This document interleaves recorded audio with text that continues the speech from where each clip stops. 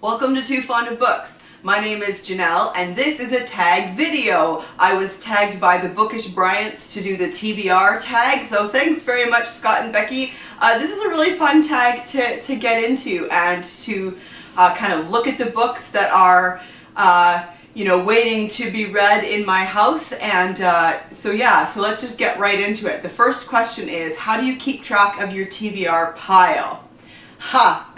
Good question. I don't technically have a TBR pile.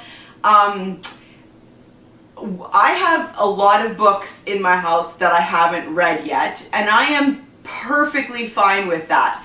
My husband and I go to a lot of book sales, a lot of used bookstores, and if a book looks interesting to me, I'll buy it. And I don't bring it home and then put it on a TBR pile. Both of us, we just put it in our bookshelves and consider it part of our library, and we'll get to it sometime. I mean, that's the great thing about having a book in your own library, a book that you own, is that you can read it whenever you want. And so I don't technically have a TBR pile, although every once in a while I will pull like books that grab my interest. I'll pull out, and so I do have a stack by the bed of books that I guess could be called a TBR pile, but some of them have been there for months, and so they're just there because they were books that caught my attention, and I'll get around to them, I guess, sooner rather than later. There's also a stack by the chair that I do a lot of reading in, and then there is also the stack of books that I have out from the library. So yeah, that's my TBR pile. And other than the library books, I don't actually worry too much about keeping track of it. Question number 2. Is your TBR mostly print or ebook? It's definitely mostly print. With COVID-19, I've actually started to read more ebooks. I've read a little bit on my Kindle and some ebooks from the library, but it's definitely at this point still mostly print. Question number 3. How do you determine which book from your TBR to read next?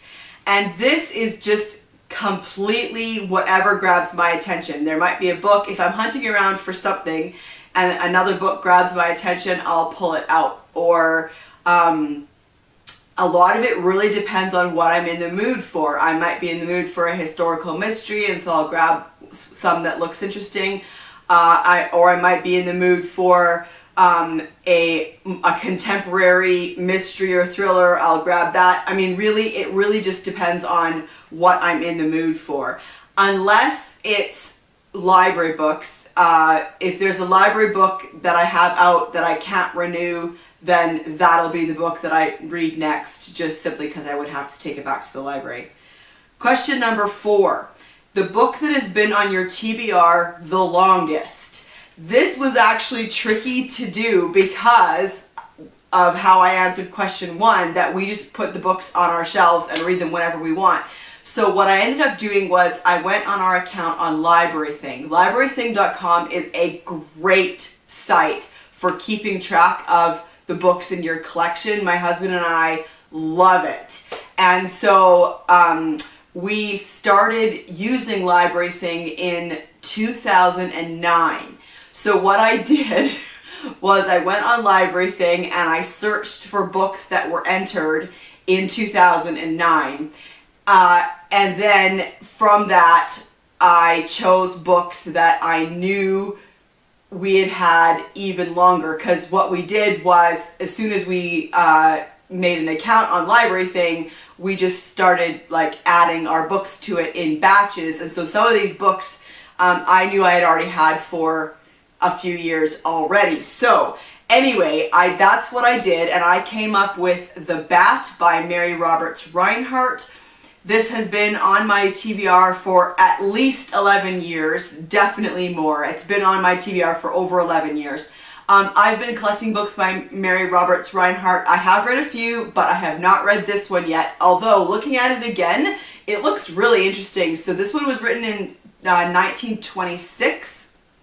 And it's about Old Miss Cornelia. She didn't scare easily. Neither death threats nor unearthly sights and sounds could budge her from the isolated, unprotected country mansion she shared with a pretty niece, hysterical maid, laconic butler, and nice young man who just might be a fugitive embezzler.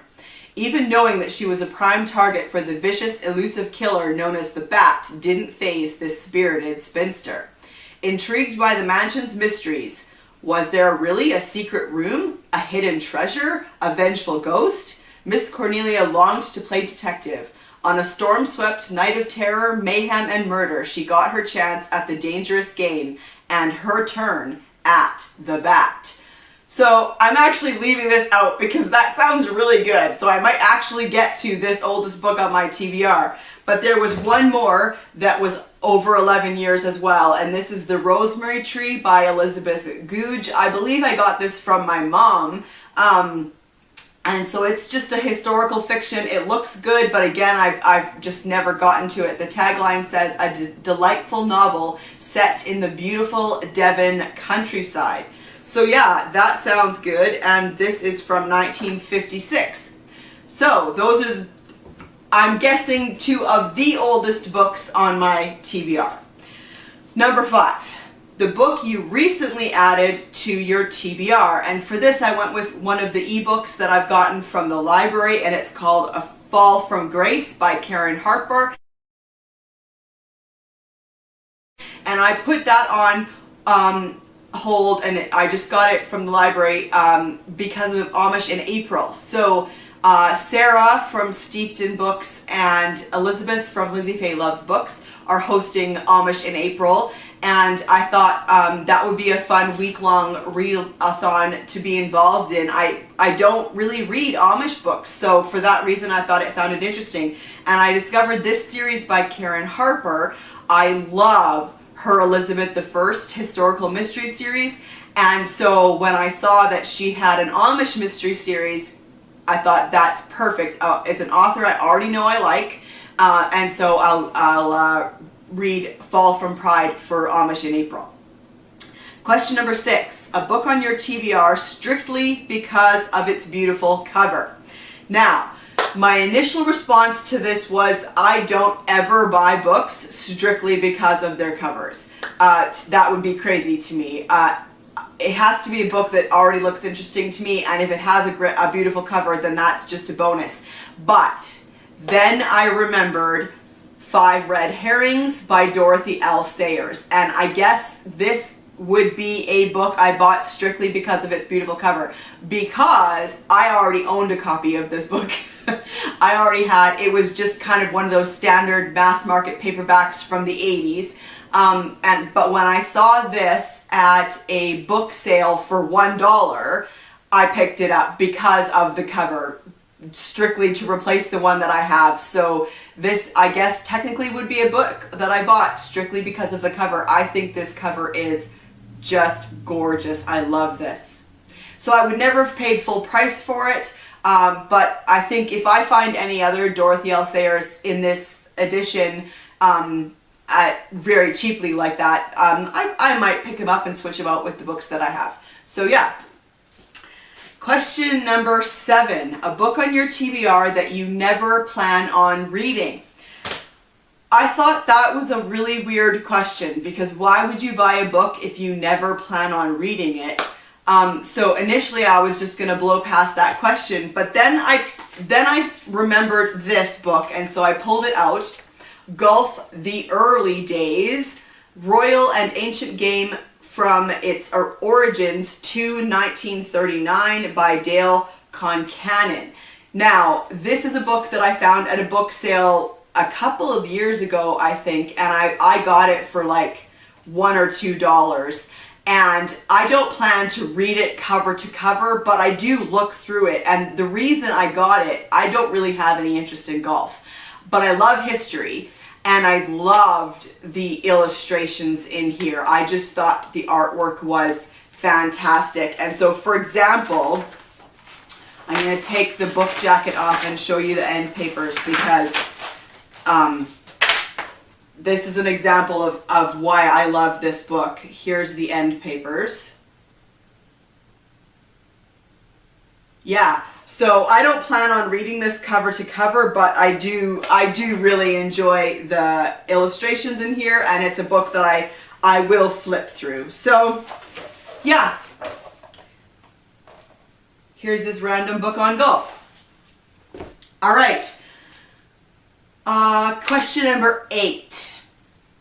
An unpublished book on your TBR that you are excited for. I don't have an answer for this because I don't tend to keep track of new books coming out. I've never pre-ordered a book. I don't keep track enough to know when a new book is coming out. Even in a series that I'm reading and I'm looking forward to the next one in the series, I never go to see when it's going to be published. Basically, I just wait to see when it's available in the library and then I'll read it. So, yeah. Question number 10. Sorry, question number 9. A book on your TBR that basically everyone has read but you. And for here, I decided to go with The Lost Man by Jane Harper. I have read The Dry and Force of Nature, which were great. I love Jane Harper, and this is her most recent book. Even still, this is from 2018. I haven't read it yet. It feels like everybody else I know has read it, and I'm looking forward to it. I just haven't gotten around to it yet. Jane Harper is an Australian writer of mysteries, and I really enjoy her writing. I love how atmospheric her writing is, and so I am really looking forward to this. I just haven't gotten around to it yet. 10, a book on your TBR that everyone recommends to you. And for this, I decided to go with Ken Follett's Pillars of the Earth. I've been hearing quite a number recently of people recommending this book, and everybody says the exact same thing, which I find hilarious. They'll say, most people won't find a book about the building of a cathedral interesting, but that's exactly what this book is about. Which is a hilarious way to recommend a book, but it's true. It is a book about the building of a cathedral, so it's a historical fiction, which I love, and apparently it just gets into a lot of depth of what was going on at the time period. I believe it's set in the, 1123. The prologue is in 1123. So I'm really looking forward to this, and plenty of people have been recommending this book.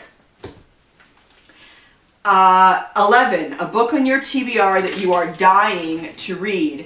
And I would have to say that probably most of the books on my TBR I'm dying to read, but one that I find fascinating and I haven't gotten around to it yet is this one. I picked this up last summer when my husband and I were on our book odyssey vacation, and this is Pistols at Dawn by Richard Hopton, a history of dueling. Yes, a history of dueling. Isn't that awesome? So yeah, it's got a great cover, and it really is just a history of dueling, and I find that so fascinating. There's some great pictures in this book about dueling.